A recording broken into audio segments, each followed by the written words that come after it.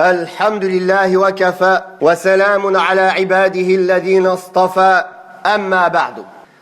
Serviteurs d'Allah, Allah tabaraka wa ta'ala dit dans le sens des versets dans Surat An-Nisa: il vous a été pourtant révélé dans le livre que quand vous entendez les gens renier les signes d'Allah ou bien s'en moquer, alors ne vous asseyez pas avec eux jusqu'à ce qu'ils parlent d'autre chose, sinon vous êtes comme eux. Dans Surat Al-An'am, Allah Ta'ala dit dans le sens des versets: et quand tu vois ceux qui pataugent et qui s'égarent dans nos signes, dans nos versets, alors détourne-toi d'eux jusqu'à ce qu'ils parlent d'une autre discussion. Le messager d'Allah sallallahu alayhi wa sallam a dit dans le hadith authentique que l'imam Muslim a rapporté dans son introduction de son sahih: il va y avoir des gens dans cette communauté qui vont vous venir avec des choses que ni vous, ni vos parents ne connaissez, faisant partie de votre religion. Alors faites attention à eux et gare à eux du châtiment qu'ils vont subir. Imran ibn Hussein, radiyallahu anhu, a dit, le messager d'Allah sallallahu alayhi wa sallam a dit: celui parmi vous qui entend que le faux Messie est sorti, alors qu'il s'éloigne de lui tant qu'il peut, car la personne va venir le voir en pensant qu'il a la foi forte et qu'il est croyant, et il ne va cesser de l'écouter et de le suivre jusqu'à ce qu'il va lui ancrer ces choses équivoques et ces maladies dans son cœur. Ce hadith, il est rapporté par l'imam Ahmad et Abu Daoud, et il a été authentifié par l'imam Al-Albani, rahimahumullah jami'a. L'imam Ibn Battah, rahimahullah, un des imams de la Sunna, a rapporté ce hadith dans son livre Al-Ibanatul Kubra, et il a donné une explication. Dans quel chapitre il a rapporté ce hadith? Le chapitre de la mise en garde de tenir compagnie aux gens qui rendent les cœurs malades et qui corrompent la foi. Puis il a dit, après avoir cité ce hadith: ceci est la parole du messager d'Allah sallallahu alayhi wa sallam, et c'est lui le véridique et le digne d'être cru. Alors, je vous demande par Allah, ô vous les musulmans, que l'un de vous ne se fasse pas tromper par la bonne opinion qu'il a sur lui-même et sur le fait qu'il sait qu'il est sur un bon chemin, pour mettre sa religion en danger en s'asseyant avec les gens des passions. Alors il dit, Ibn Battah, il parle de cette personne qui s'assoit avec les gens des passions: je vais entrer le voir pour polémiquer avec lui, pour enlever sa mauvaise croyance, pour le convaincre. Puis il reprend, rahimahullah: leur tentation est plus dangereuse que le Dajjal, et leur parole se colle au cœur, et leur tentation est encore plus brûlante que le feu. Puis il finit: j'ai vu un groupe de gens qui maudissaient les gens de l'innovation et les gens des passions, qu'ils les insultaient. Puis ils se sont assis avec eux pour les réprouver ou pour leur répondre. Et en s'asseyant avec eux, ils n'ont cessé de prendre leurs aises. Et les gens des passions ont pris leurs aises et ont donné des belles paroles jusqu'à ce qu'ils les aient attirés à eux, jusqu'à ce qu'ils soient tombés avec eux dans leurs égarements et dans l'innovation. Une personne est venue voir Anas ibn Malik, radiyallahu anhu, le compagnon du messager d'Allah sallallahu alayhi wa sallam, qui a été à son service 10 ans. Il lui a dit: oh Aba Hamza, j'ai rencontré des gens qui démentent dans l'intercession et dans le châtiment de la tombe. Alors, qu'est-ce qu'il lui a dit, Anas ibn Malik? Voilà les menteurs, ne t'assois pas avec eux. Abdullah ibn Abbas radiyallahu anhuma a dit: ne t'assois jamais avec les gens des passions, car s'asseoir avec eux rend malade les cœurs. Al-Fudayl ibn Iyad, rahimahullah, a dit: ne t'assois pas avec une personne de l'innovation, car j'ai peur pour toi que la malédiction d'Allah tombe sur toi. Il a dit ça à partir d'où? À partir du verset que l'on a lu au début de la khutbah. Car Allah Ta'ala a dit: car si vous faites cela, vous êtes comme eux. Écoutez celle-ci, de l'Awza'i, l'imam al-Awza'i, rahimahullah. Un homme lui a dit: moi, je m'assois avec tout le monde. Je ne fais pas de différence. Je m'assois avec les gens de la sunna, je m'assois avec les gens de la bid'a. Ou alors quelqu'un a rapporté ça à l'imam al-Awza'i: je connais un homme qui dit cela: je m'assois avec les gens de la bid'a de la sunna et je m'assois avec les gens de la bid'a. Moi, je m'assois avec tout le monde. Alors l'imam al-Awza'i, qu'est-ce qu'il a dit? Il a dit, voilà une personne qui veut rendre égale la vérité et le mensonge, la guidée et l'égarement. Serviteur d'Allah. Comme nous avons vu, et ici c'est un résumé, il y a des livres entiers écrits sur ce sujet, qui sont basés sur des versets du Coran, des hadiths du prophète sallallahu alayhi wa sallam, et la compréhension des sahaba, leurs paroles et la pratique des tabi'in et des grands imams de l'islam, qui mettaient en garde contre le fait de s'asseoir, d'écouter, de donner de l'importance ou de défendre quelqu'un de l'égarement. Et ceci va du mécréant qui met des doutes sur l'islam jusqu'au musulman innovateur qui met des doutes sur la sunna ou bien sur la bonne voie ou le bon chemin à suivre. Ils sont tous dans le même groupe.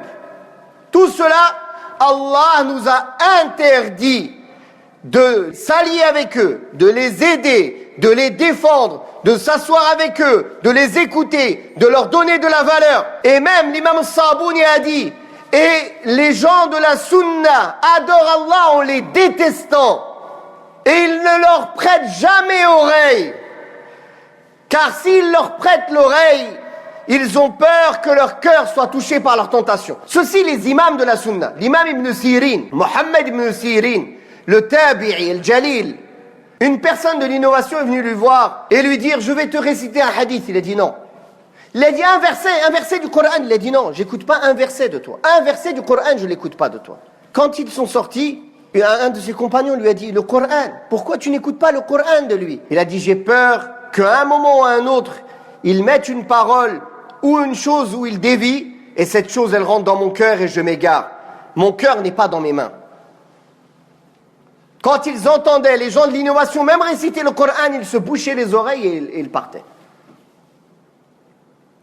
Alors, je veux interpeller mes frères et mes sœurs ici, en France, dans ce pays non musulman, où il y a, que ce soit à la télévision, ou sur Internet, ou dans les sites Internet, ou sur Twitter, ou Facebook, dans tous les moyens de communication, ou sur YouTube, des gens qui mettent des doutes sur l'islam et qui ramènent des arguments contre l'islam. Ou bien des musulmans innovateurs qui viennent émettre des doutes sur la sunna et attaquer les gens de la sunna, les gens qui s'attachent à la sunna du prophète sallallahu alayhi wa sallam, les gens du hadith. Et ils les appellent par tous les noms. Comme on va le voir, ce n'est pas nouveau. À l'époque, l'imam Shafi'i et les grands savants, les innovateurs, ils disaient « Ah, ça, c'est les savants qui... leur science, elle ne sort pas du pantalon des femmes. » C'est-à-dire, ils ne parlent que de menstrues, etc. Et aujourd'hui, à cette époque, il y a des gens qui étaient en France, ils ont dit la même parole. Plusieurs fois sur les savants de la sunna. Les gens de la bid'a ne font que répéter les mêmes arguments, l'un après l'autre. L'imam Sabouni va rapporter, comme on va le traduire, Inch'Allah, que les gens de l'innovation appellent les gens de la sunna les littéralistes, ceux qui prennent des textes dans leur apparence. Déjà à l'époque, ils appelaient les gens de la sunna de cette manière. C'est pas nouveau. Alors quel est le comportement que l'on doit adopter?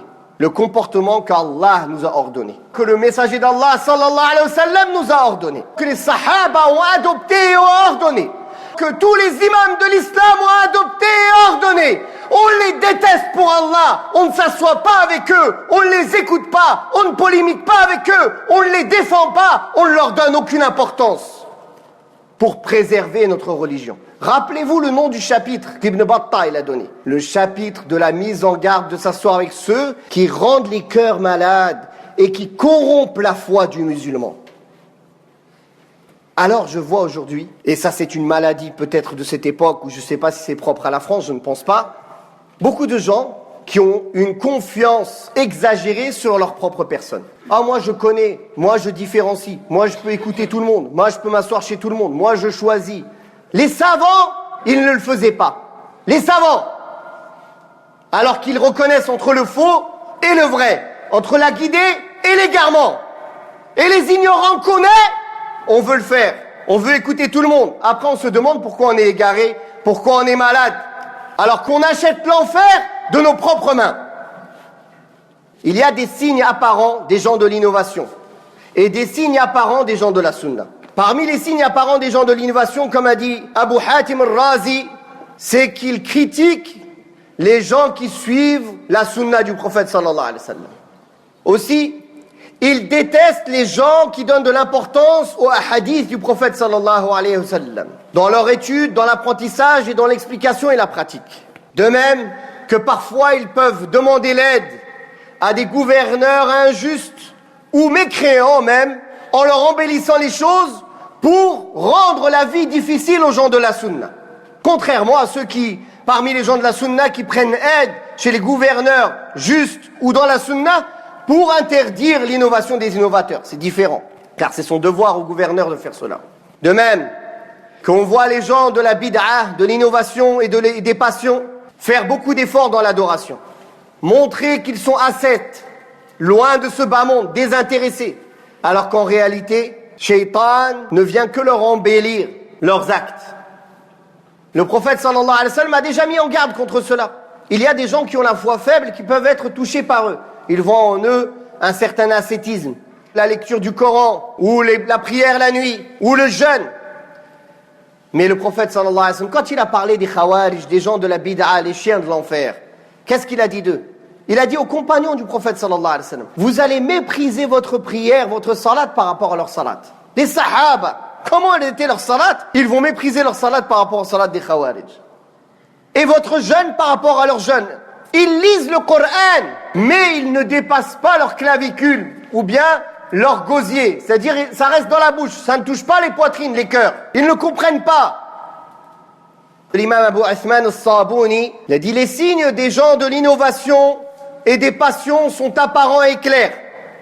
Et parmi les signes les plus apparents, c'est qu'ils détestent et qu'ils prennent à partie les gens du hadith et les gens qui transmettent les traditions du prophète Muhammad sallallahu alayhi wa sallam. Et ils les méprisent. Et ils les appellent hashawiyya, wa jahala, wa zahiriyya, wa mushabbiha. Ignorants, littéralistes ou bien anthropomorphistes. C'est-à-dire qu'ils disent qu'ils font ressembler Allah aux créatures. Quand ils affirment qu'Allah a une main, un visage, qui lui sied, subhanahu wa ta'ala. Rien ne lui ressemble, subhanahu wa ta'ala. Rien ne lui est semblable. En croyant que les paroles du prophète sallallahu alayhi wa sallam ou que ses traditions, ce n'est pas la science certaine. Et que la science certaine, c'est ce que Shaitan a insufflé à leur raison corrompue. Et ce que leur poitrine assombrie leur ont donné comme idée et insufflation. Voilà ce qu'Allah a maudit, comme a dit l'imam al-Sabuni, rahimahullah. On va finir avec les signes apparents des gens de la sunna. Premièrement, ils appellent au livre d'Allah, dans son apprentissage, dans sa compréhension, dans sa lecture, dans sa pratique.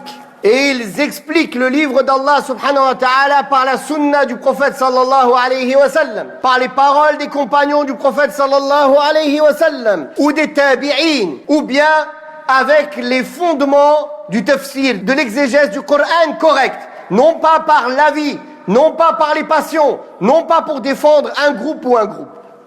Aussi, ils appellent à s'attacher à la sunna authentique du messager d'Allah sallallahu alayhi wa sallam. Et ils différencient et ils font la recherche entre ce qui est authentique et faible dans la sunna du prophète sallallahu alayhi wa sallam pour en prendre que ce qui est sûr et authentique et délaisser ce sur quoi il y a des doutes ou bien mensonger.